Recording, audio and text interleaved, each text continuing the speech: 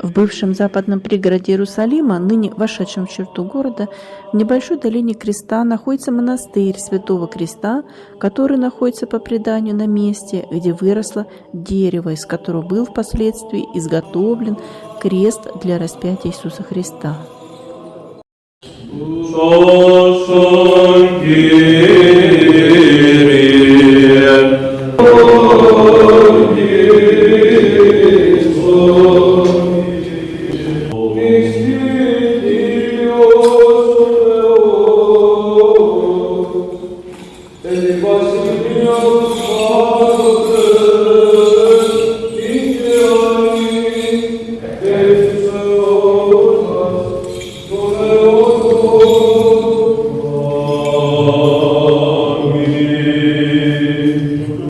После литургии совершается крестный ход по храму с крестом.